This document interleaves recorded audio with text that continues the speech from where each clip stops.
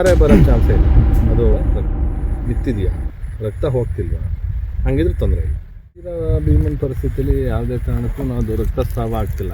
ಆ್ಯಂಟಿಬಯೋಟಿಕ್ನ ಹೊಡೆದು ಅದಕ್ಕೆ ವಾಸಿ ಮಾಡಿದರು. ದಂತ ಸಿಕ್ಕಿತ್ತು, ಅದು ಹೆಚ್ಚು ಕಡಿಮೆ 30 kg ಹತ್ತಿರ ಇತ್ತು. ಈಗಿನ ಭೀಮನ ಪರಿಸ್ಥಿತಿಯಲ್ಲಿ ಯಾವುದೇ ಕಾರಣಕ್ಕೂ ಅದು ರಕ್ತಸ್ರಾವ ಆಗ್ತಿಲ್ಲ.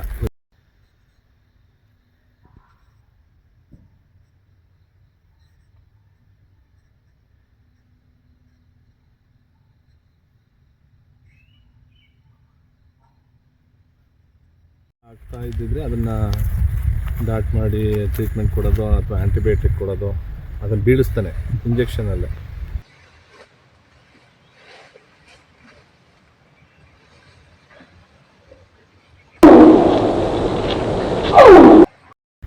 ಅದಕ್ಕೆ 2018ರಲ್ಲೇ ಟ್ರೀಟ್ಮೆಂಟ್ ಕೊಟ್ಟಿದ್ರು. ಅಪ್ಪ ಮತ್ತು ರವೀಂದ್ರ ಸರ್ ಅಂತ ಇದ್ದರು, ಆಗ ACF ಆಗಿದ್ದರು ಸಕಲೇಶಪುರ ಭಾಗದಲ್ಲಿ. ಆ ಟೈಮಲ್ಲಿ ಸಕಲೇಶಪುರ ಭಾಗದಲ್ಲಿ ಇದ್ದಿದ್ದ ಟೈಮಲ್ಲಿ ಉಗುರು ಒಡೆದೋಗಿತ್ತು. ಅದು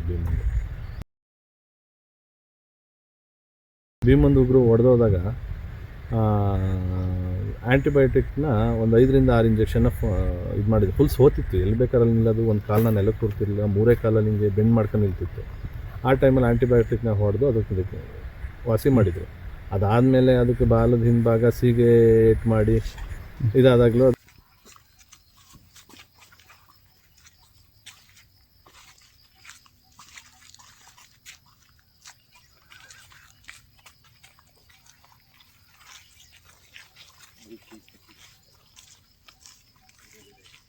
ಟ್ರೀಟ್ಮೆಂಟ್ ಮಾಡೋ ಸಲುವಾಗಿ ಜೈಲಜಿನ್ ಹೊಡೆದು ಅದಕ್ಕೆ ಸ್ಪ್ರೇ ಎಲ್ಲ ಮಾಡಿ ಔಷಧಿ ಎಲ್ಲ ಹಚ್ಚಿ ವಾಸಿ ಮಾಡಿದರು. ಅದಾದ ಟೈಮಲ್ಲಿ ಕೊಳತು ಪಸ್ಸಾಗಿ ಕೊಳತು ಬಿದ್ದೋದ್ರ ಟೈಮಲ್ಲಿ ಟ್ರೀಟ್ಮೆಂಟ್ ಮಾಡಲೇಬೇಕು ಅಂತ ಇದೇ ಥರ ಯೂಟ್ಯೂಬರ್ಸು, ಇನ್ಸ್ಟಾಗ್ರಾಮಲ್ಲಾಗಲಿ, ಜನಗಳಾಗಲಿ, ಲೋಕಲರ್ಸ್ ಆಗಲಿ ಎಲ್ಲ ಹೇಳಿದಾಗ ಟ್ರೀಟ್ಮೆಂಟ್ ಮಾಡೋಕ್ಕೆ ಹೋದಾಗ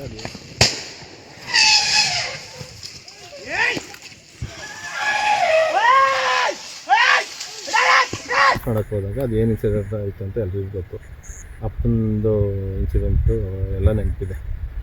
ಈಗ ಅದಕ್ಕೆ ಟ್ರೀಟ್ಮೆಂಟ್ ಮಾಡೋ ಅವಶ್ಯಕತೆ ನನ್ನ ಪ್ರಕಾರ, ನಾನು ಡಾಕ್ಟ್ರನ್ನ ಕೇಳಿದ ಪ್ರಕಾರ ಕೇಳಿದೆ. ಅದು ನಿಂಗೆ ಕೋರೆ ಬಿದ್ದೋಯ್ತಲ್ಲ ಅಂದಿದ ತಕ್ಷಣ ಉಮಾಶಂಕರ್ ಸರ್ನ ಕೇಳಿದು, ರಮೇಶ್ ಸರ್ನ ಕೇಳಿದಾಗ ಅವ್ರು ಹೇಳೋದೇನು ಅಂದರೆ, ರಕ್ತ ನಿಂತಿದೆಯಾ, ರಕ್ತ ಹೋಗ್ತಿಲ್ವಾ, ಹಂಗಿದ್ರೆ ತೊಂದರೆ ಇಲ್ಲ, ವಾಸಿ ಆಗುತ್ತೆ.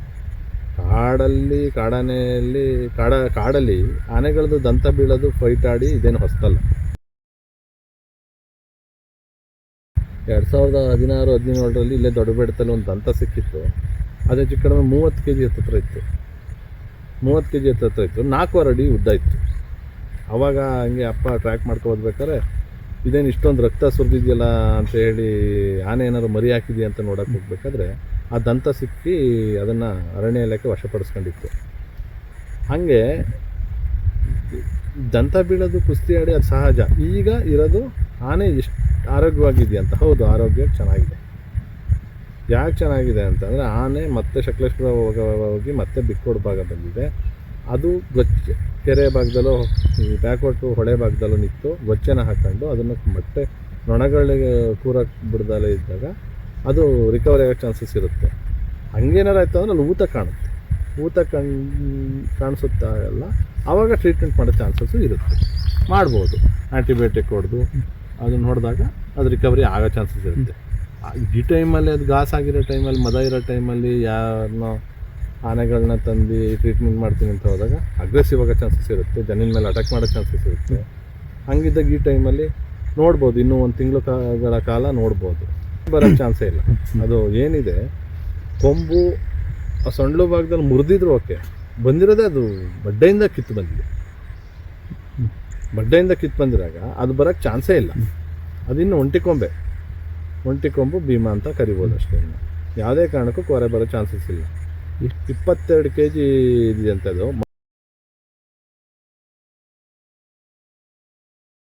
ಮೊದಲಿದ್ದು ಇನ್ನೂ ತೂಕ ಬರ್ತಿತ್ತು, ಯಾಕಂದರೆ ಅದು ಕೋರೆ ಕಟ್ಟಾಯಿತು. ಒಂದು ಸಲ ಎಡಭಾಗ ಕಟ್ಟಾಯಿತು. ಯಾಕೆ ಕಟ್ಟಾಯಿತು ಅಂದರೆ, ಯಾವುದೋ ಬೈನೆ ಮರನ ಕೆಡಿದು ತಿನ್ಬೇಕಾದ್ರೆ ಆ ಬೈನೆ ಮರನ ಸಿಗಿತವೆ, ಹೋಲ್ಡ್ ಮಾಡ್ತವೆ. ಹಿಂಗೆ ಚುಚ್ಚಿ ಹೋಲ್ಡ್ ಮಾಡೋ ಟೈಮಲ್ಲಿ ಹಿಂಗೆ ಚುಚ್ಚಿ ಹಿಂಗೆ ಎತ್ತಾಗ ಅದು ಕಲ್ಲು ಸಂದಿಸಿ ಹಾಕೊಂಡು ಅರ್ಧ ಮುರಿದೋಗಿತ್ತು. ಈ ಕೋರೆ ಉದ್ದ ಆಗಿತ್ತು, ಈ ಕೋರೆ ಬಲಗಡೆದು ಉದ್ದ ಆಗಿತ್ತು. ಇವಾಗಲೂ ಬೇಕಾದ್ರೆ ನೀವು ಗಮನಿಸ್ಬೋದು, ಆನೆದು 2 ಕೋರೆ ಇದ್ದಾಗಲೇ ಒಂದು ಗುಡ್ಡ ಒಂದು ಉದ್ದ ಇತ್ತು ಸ್ವಲ್ಪ. ಆವಾಗ ಇದನ್ನು ಇನ್ನೂ ಉದ್ದ ಇದ್ದಿದ್ದ ಕೋರೆನ ಕಲ್ಲಿಗೆಲ್ಲ ಚುಚ್ಚಿ ಹಿಂಗೆಲ್ಲ ಮಸ್ತು ಎರಡನ್ನೂ ಸಮ ಭಾಗಕ್ಕೆ ತಂದ್ಕೊಂಡಿತ್ತು. ಈಗ ಅದು ಕೋರೆ ಬರೋಕ್ಕೆ ಯಾವುದೇ ಕಾರಣಕ್ಕೂ ಚಾನ್ಸ್ ಇಲ್ಲ.